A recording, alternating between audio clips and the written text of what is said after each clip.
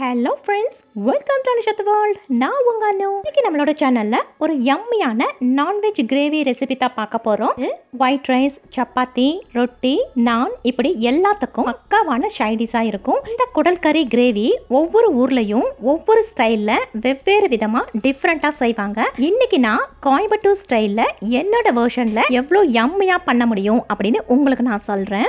இன்னும் நீங்க சப்ஸ்கிரைப் பண்ணலைன்னா ப்ளீஸ் சப்ஸ்கிரைப் பண்ணி வச்சுக்கோங்க. இப்போ வாங்க வீடியோக்குள்ள போலாம். ஒரு கடாயில 2 ஸ்பூன் அளவுக்கு ஆயில் விட்டுக்கங்க. ஆயில் காஞ்சது ஒரு பட்டை, 4 கிராம்பு, ஒரு நசிப்பு, ஒரு மராத்தி மொக்கு, இது கூட 1 ஸ்பூன் சோம்பு, 1 ஸ்பூன் சீரகம், 1 ஸ்பூன் குருமிளகு, 1 ஸ்பூன் தனியா, 1 ஸ்பூன் புழுங்கல் அரிசி, அதாவது சாப்பாட்டுக்கு யூஸ் பண்ற அரிசி, இது கூட 5-6 காய்ந்த மிளகாய், இதிலிருந்து 10 நம்பர் வர பூண்டு, 1 இன்ச்சில் 3 துண்டு இஞ்சி, இதை எல்லாத்தையும் இப்போ நாம ஒன்னா வதக்கி எடுத்துக்கணும். ஸ்டவ்வை மீடியம் ஃப்ளேம்ல வச்சுக்கிட்டே இதை எல்லாத்தையும் இதிலிருந்து நல்லா வாசம் வர வரைக்கும் நல்லாவே ரோஸ்டிங் பண்ணி எடுத்துக்கணும். 2-3 நிமிஷத்துலயே இதோட கலர் இது போல நல்லா சேஞ்ச் ஆகி இதிலிருந்து நல்லா மணமா வரும். ஸோ அப்போ இந்த ஸ்டேஜில் இப்போ இது கூட ஒரு 20 நம்பர் அளவுக்கு சின்ன வெங்காயம் சேர்த்திக்கங்க.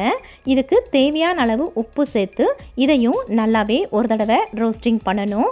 இந்த வெங்காயம் ஆயில்ல நல்லாவே இது போல கண்ணாடி பதத்துக்கு கலர் சேஞ்ச் ஆகி இது போலவே நல்லாவே வதங்கி வரணும்.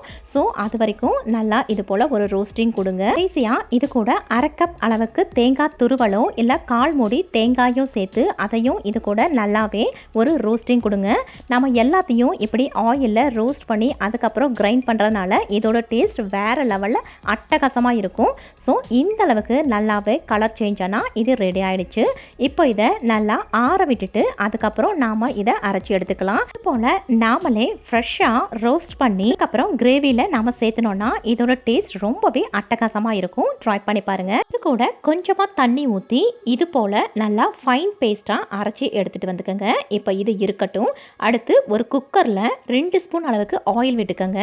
ஆயில் காஞ்சதும் 1 ஸ்பூன் சோம்பு சேர்த்திக்கலாம். சோம்பு பொரிஞ்சதும் சின்ன வெங்காயம் ஒரு 15 நம்பர் அப்படியே ராவாவை சேர்த்திக்கோங்க. இது போல நான்வெஜ் கிரேவிக்கு முடிஞ்ச வர சின்ன வெங்காயம் யூஸ் பண்ணுங்க. அது ஹெல்த்துக்கும் நல்லது, கிரேவியும் செம்ம டேஸ்டாக இருக்கும். இப்போ இது போல் ஆனியன் நல்லா கலர் சேஞ்ச் ஆனதும் இது கூட ஒரு 7 to 8 நம்பர் பூண்டையும் அப்படியே சேர்த்து இதையும் இது கூட நல்லாவே ரோஸ்ட் பண்ணிக்கோங்க. இப்படி சின்ன வெங்காயத்தையும் பூண்டையும் முழுசாக அப்படியே சேர்த்துக்கிறதுனால கிரேவிக்கு செம்ம டேஸ்ட் கொடுக்கும். இந்த ஸ்டேஜில் இது கூட கொஞ்சமாக கருவேப்பிலை சேர்த்து இதையும் நல்லாவே இப்படி வதக்கி விடுங்க. அதுக்கப்புறம் இது கூட ஒரு தக்காளி, சின்னதாக இருந்தால் 2, பெருசாக இருந்தால் 1, இது கூட கொஞ்சமாக உப்பு சேர்த்து இந்த தக்காளி எல்லாம் நல்லா குக் ஆகிற வரைக்கும் இது போல் நல்லாவே ஒரு ரோஸ்டிங் கொடுத்து எடுங்க. இப்போ பாருங்கள், தக்காளி எல்லாம் நல்லா இது போல் வதங்கிருச்சு. இப்போ இது கூட கிரேவிக்கு மெயின் ஹீரோவான 1/2 கிலோ குடல் கறியை நல்லா உப்பு மஞ்சள் தூள் போட்டு க்ளீனாக வாஷ் பண்ணி எடுத்திருக்கேன். யூஸ் பண்ணுறதுக்கு முன்னாடி க்ளீனாக வாஷ் பண்ணிவிட்டு அதுக்கப்புறம் யூஸ் பண்ணுங்கள். சேர்த்து இப்போ நல்லா ஒரு பெரட்டல் கொடுத்துடலாம். இந்த குடல் கறியில் ரிச் புரோட்டீன் இருக்குது. கட்டாயம் எல்லாருமே உடம்புக்கு சேர்த்திக்கணும். இது பார்க்கறதுக்கு மேக்ரோனி, அதாவது பாஸ்தா போல இருக்கும். இது போல் நல்லாவே ஒரு பெரட்டல் கொடுத்துட்டு இப்போ இதில் நாம் சில மசாலா பொருட்களை ஆட் பண்ணிக்க போகிறோம். அதுக்கு கொஞ்சமாக மஞ்சள் தூள், 2 ஸ்பூன் அளவுக்கு மட்டன் மசாலா, அப்புறம் இந்த குடல் கறிக்கு மட்டும் தேவையான அளவு உப்பு. ஏன்னா நம்ம ஆல்ரெடி பண்ணி கிரைண்ட் பண்ணி வச்சுருக்கோம் இல்லைங்களா, அதுலேயும் நாம் உப்பு சேர்த்திருந்தோம். ஸோ இப்போ இந்த கறிக்கு தேவையான அளவு உப்பை மட்டும் சேர்த்திக்கங்க. இந்த குடல் கறியில் ஹை ப்ரோட்டீன் கண்டென்ட் இருக்குது. அனீமிக்கா இருக்கிறவங்களுக்கு டாக்டரே இந்த குடல் கறியை ரெக்கமெண்ட் பண்ணுவாங்க. இப்போ பாருங்கள், இப்போ எல்லாத்தையும் இந்த போல் வதக்கி விட்டுட்டு இப்போ நாம் அரைச்சி வச்சுருந்த அந்த மசாலா பேஸ்ட்டையும் இதை கூட ஆட் பண்ணி இதையும் நல்லாவே ஒரு மிக்சிங் கொடுத்து எடுத்துக்கலாம். இன்றைக்கி நான் கிரேவி செய்ய போகிறேன். ஸோ ஓரளவுக்கு எனக்கு திக்காக வேணும். நீங்கள் குழம்பா வைக்கிறதா இருந்தால் இது கூட நல்லாவே தண்ணி ஆட் பண்ணிக்கோங்க. எந்த அளவுக்கு நம்மளுக்கு குழம்பு வேணுமோ அந்த அளவுக்கு நாம் தண்ணி ஆட் பண்ணிக்கலாம். நான் இன்றைக்கி மிக்ஸி ஜார் கழுவின தண்ணியை மட்டும் இது கூட லைட்டாக கிரேவி செய்கிறதுனால கொஞ்சமாக தான் ஆட் பண்ணியிருந்தேன். ஸோ எனக்கு இந்த கன்சிஸ்டன்சி போதும். ஆல்ரெடி சொன்னது போல் நீங்கள் குழம்பு வைக்கிறதா இருந்தால் இது கூட இன்னும் கொஞ்சம் தண்ணியை ஆட் பண்ணிக்கோங்க. தான் இப்போ இந்த ஸ்டேஜில் உப்பு காரம் எல்லாம் செக் பண்ணி தேவைப்பட்டுச்சுன்னா ஆட் பண்ணிக்கோங்க. கடைசியாக ஒரு கைப்பிடி அளவுக்கு கொத்தமல்லியை தூவி இதை இப்போ ஒரு 7 to 8 விசில் வரைக்கும் நல்லாவே வேக விட்டு எடுக்கணும். அதே போல் இதை க்ளீன் பண்ணுறப்பவும் நல்லா பார்த்து க்ளீன் பண்ணுங்கள். அதே மாதிரி நல்லா வேக வச்சு எடுங்க.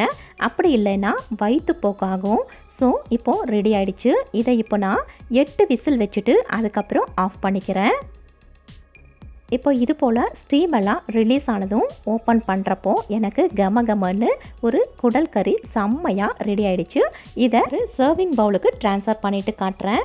பாருங்கள், அவ்வளோதான் நம்மளுடைய கமன்னு ஹெல்தியான ஒரு குடல் கறி கிரேவி அட்டகாசமாக ரெடி ஆகிடுச்சு. இது ஆல்ரெடி சொன்னது போல் ஒயிட் ரைஸுக்கோ சப்பாத்தி ரொட்டி நான் இப்படி எல்லாத்துக்குமே ஒரு பக்காவான சைட் டிஷ்ஷுங்க. கண்டிப்பாக நான் சொன்ன மெத்தடில் ட்ரை பண்ணி பாருங்கள்.